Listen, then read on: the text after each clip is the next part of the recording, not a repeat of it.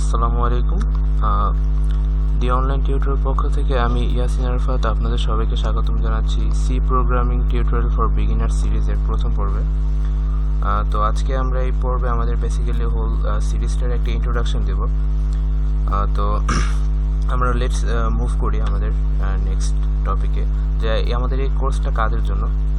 যারা আসলে প্রোগ্রামিংয়ের সম্পূর্ণ নতুন, আমাদের এই কোর্সটা তাদের জন্য বেসিক্যালি ওইভাবেই ডিজাইন করা। এবং যার সি প্রোগ্রামিংয়ে নতুন, ধরুন অন্য কোনো ল্যাঙ্গুয়েজ আপনি করছেন বা করেছেন কিন্তু সি প্রোগ্রামিংয়ে নতুন, এটা তাদের জন্য। এবং যারা ইন্টারমিডিয়েট, ধরুন সি প্রোগ্রামে আপনি কিছুদিন ধরে করছেন এবং এখনও চালিয়ে যাচ্ছেন, ইউর মোস্ট ওয়েলকাম। আপনি আমাদের সিরিজ থেকে অনেক কিছু শিখতে পারবেন। তো আমরা এখন ফর্মাল ওয়ে থেকে বের হয়ে একদম পয়েন্টে চলে আসি, যে আমাদের সি প্রোগ্রামিং ল্যাঙ্গুয়েজটা কী, আসলে এটা সম্বন্ধে আমরা বেসিক কিছু নলেজ নেব আজকে। আসলে সি হচ্ছে একটি প্রোগ্রামিং ল্যাঙ্গুয়েজ যেটা ফেয়ারলি ওল্ড, 1970-র দিকে এটা ডেভেলপ করা, এবং ডেনিস রিচি নামক এক ভদ্রলোক এটা ডেভেলপ করে। এবং এটি মেশিন ল্যাঙ্গুয়েজের খুবই কাছাকাছি, যার কারণে এটি খুব তাড়াতাড়ি আমাদের পিসিতে রান করে। অন্যান্য প্রোগ্রামিং ল্যাঙ্গুয়েজের তুলনায় সি খুবই ফাস্ট আমাদের কম্পিউটারে রান করে, কারণ এটা মেশিন ডিপেন্ডেন্ট ল্যাঙ্গুয়েজ।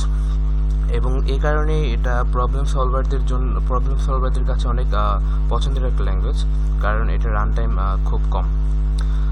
এখন সি দিয়ে বেসিক্যালি আমরা কী কী করতে পারি, সি দিয়ে আসলে আমরা অনেক কিছুই করা যায়। এখন সত্যি কথা বলতে এখন সি এর তেমন একটা ব্যবহার নেই, কিন্তু আপনি যদি প্রোগ্রামিং শিখতে চান, প্রোগ্রামিংয়ের নতুন, তাহলে সি প্রোগ্রামিং ল্যাঙ্গুয়েজ আপনার জন্য ইটস লাইক এটা আপনার জন্য মাস্ট। কারণ সি প্রোগ্রামিং ল্যাঙ্গুয়েজ যারা সি দিয়ে যারা প্রোগ্রামিং শুরু করে, তারা অন্যান্য ল্যাঙ্গুয়েজ যেমন Java, C plus plus, C sharp, অন্যান্য যে কোনো ল্যাঙ্গুয়েজ খুব তাড়াতাড়ি শিখতে পারে।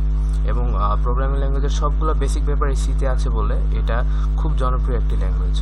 এখন আমরা জানবো যে সি দিয়ে আসলে কী কী করা যায়। সি দিয়ে অনেক কম্পিউটার সফটওয়্যার ডেভেলপ করা যায়। সাপোজ আপনি বিভিন্ন রকম কম্পিউটার অ্যাপ্লিকেশন ডেভেলপ করতে পারবেন, বিভিন্ন গেম ডেভেলপ করতে পারবেন।